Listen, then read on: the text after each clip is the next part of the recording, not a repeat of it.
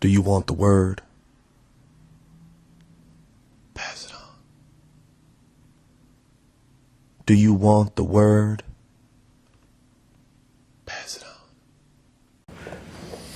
I'm gonna get out of here on some real shit, alright? So I talked about kids taking care of their parents. Kids taking care of their parents. Parents taking care of their kids, then, the baby mom, baby daddy, whatever. So I'm gonna tell my own personal story about what happened to me. Real shit. Real shit, right. So I was on both sides of that coin, man, but I actually learned, from just life experiences. So I'm gonna share that with y'all, and then it is on the CD. Everything you heard is on the CD if you want to take it home with you. Like I said, come see me afterwards. Appreciate y'all for having me. Y'all get it for these brothers.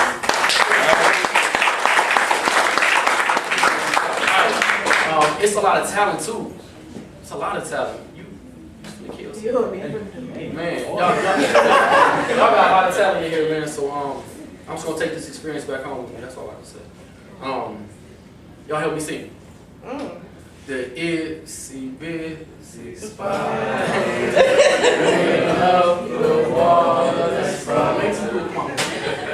Down came the rain and washed the spider out. You see, it was a late July summer day. I was finna sit back and spark up some haze, and she walked into the room and she said, "Hey, babe, we need to talk." Now, us men know when a woman says they need to talk to us, usually it's some mess that we don't want to hear, but she was my queen, so I lended her my ear. I said, "My dear, what's good?" She said, "I'm late." I said, "Do we need to take you somewhere or something?" She said, "No, I'm late. So I said, "Oh, great." So now we're at the Walgreens picking up all the clear blue Yeezys, and in my mind I have the heebie-jeezies, and my heart is pounding off the Yeezy because I'm not ready to be a dad. I grew up around positive male role models, but a true father is something that I never had, and I'm thinking, how can I be something I never experienced myself?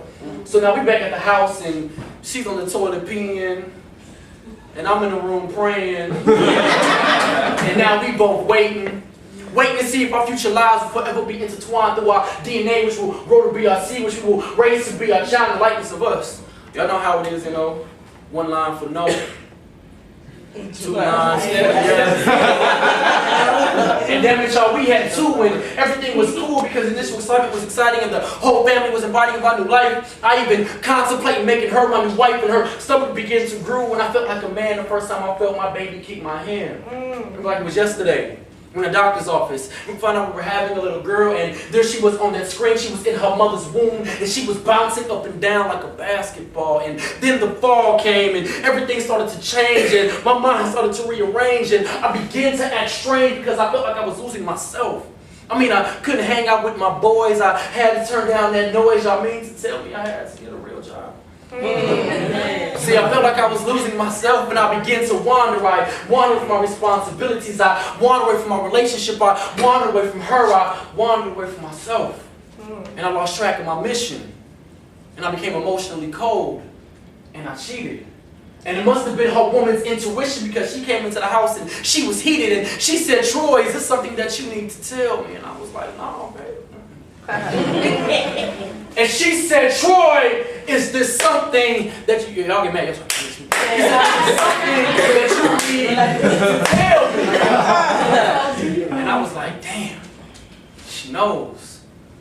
So I started lying and ducking, and she started crying and cussing, and we started fighting and fussing and pushing and shoving. And they say after the argument comes the good loving, but sometimes it can lead to hospital visits. Oh, really? See, sometimes you can have reconstructive dental surgery, and somebody should have just murdered me because I no longer felt alive. I felt like I lost my woman and my unborn child, and Satan threw me the bat. So I begged and I pled and I begged and I pled. I said, baby, please take me back. And being the good Christian she did. And a few months passed, and we're in a hospital where she's giving birth, and I can see why this is one of the greatest gifts that God has put on this earth. And in late March, my daughter was born, but the demons were still inside of me.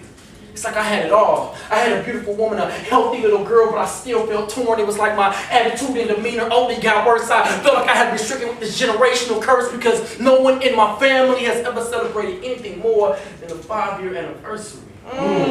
See, I was never able to completely give them all of me. I never turned out to be the father that I could be or that I should be. And eventually, being the strong black woman she is, she left.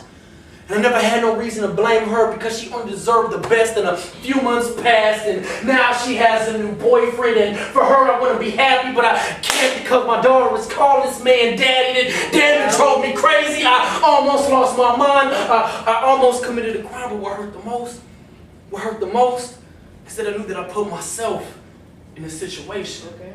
See, I never really put in the time because the only thing that comes easy is masturbation. And I would do petty things just to get back at her, like not pick up my daughter or not give her any money, because that's how I vent my frustrations until God gave me this revelation that the only person that I was hurting was her. Come on now. My daughter, that is.